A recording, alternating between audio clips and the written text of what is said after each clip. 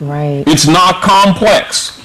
You know, we keep leading our children to the Romans to teach them, and then start talking about their lack of self-esteem. You know, let's get real. Right, so it's basically, in simple terms, it's like we have to stop giving our children away to the quote-unquote enemy, or to the quote-unquote person who lynched their forefathers, and then we have to burnt the books that made them dumb in the first place. And we have to take ownership, and versus, as you mentioned on the phone, rather complaining, we have to build our own institutions to educate our children, so that we don't have to run in circles trying to like you said, reinvent the wheels. We'll establish what we need to establish. A perfect example: don't invest your money with Madoff. Say that one more time. A perfect example: do not invest your money with Madoff. Madoff? He's in jail. No, I'm just saying that. We keep investing our children in a system that has done nothing but destroy them. Okay. And wonder why there's fratricide and other things. And this is aside from the toothpaste and other issues. Let's get real with this. This is what I'm going to touch on, because we only have 5 minutes. I'm talking about the youth and their conditions today. Yes. Because with the gang violence, with the homosexuality, with the high dropout rates, with the prison rates, how do we connect this to, for clearly they're rejecting. How can we connect this to getting? We must reassociate them, because they're suffering from what is known psychologically as disassociation. They own nothing. They have no allegiance to principles. They have no moral, ethical principles based on the philosophies of their forefathers. When they get Afrocentric, they think of kente cloth, or the Ankh, or saying Hotep or Ma'at. But the spirit of the knowledge is absent from them. We have to reintroduce them to the principles of their forefathers, that they might turn their hearts and minds back to their forefathers, because we are smitten, and so is the earth, for us following after Romans and going to and fro the earth with the Romans, devouring nations. Now we're going to have to go back to our own nationality in mind and heart to regain the lost estate. It's not complex. It's only been complicated by us dealing with emotions and belief, when we need to start dealing with the facts. That's what our problem is. That's why when we first came here, I gave you the book and showed you right in the dictionary that we're Moors.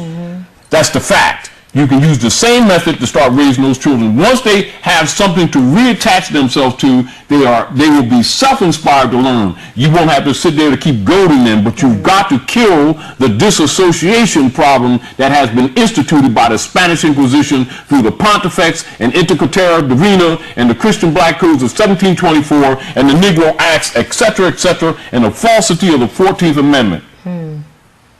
Right. Ooh.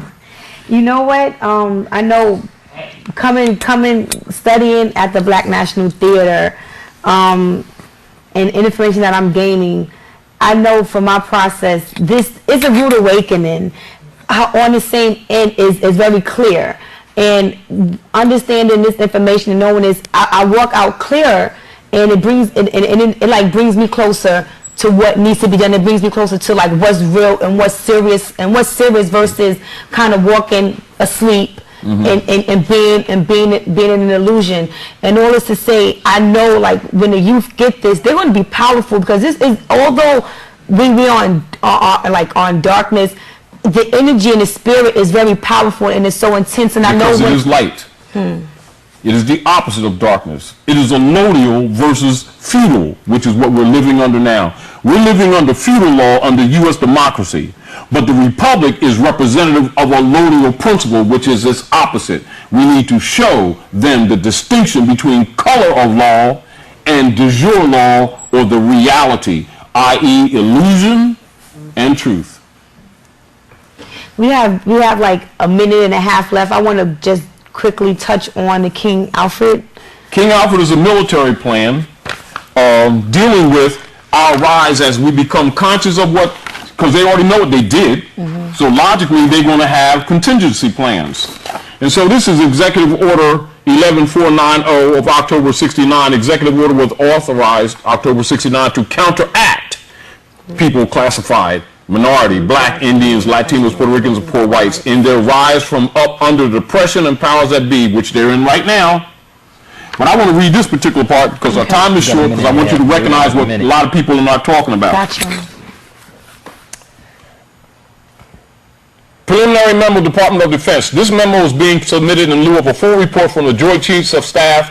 That report is now in preparation. There will be many cities where the minority will be able to put in the street a superior number of people with a desperate and dangerous will. He will be a formidable enemy, for he is bound to the continent by heritage. The continent. So, is they from someplace else, or they bound to this continent by heritage? If y'all want more, the music I have, y'all can go to the website to get more information about this. This is it. I want to thank Taj Tarik Bey. Thank you so much. Sabir Bey, thank you. All of the crew, thank you. You want more, you can go to tahirahshow.com. And if you want to email me, tahirah@AOL, there will be more to this. Thank you.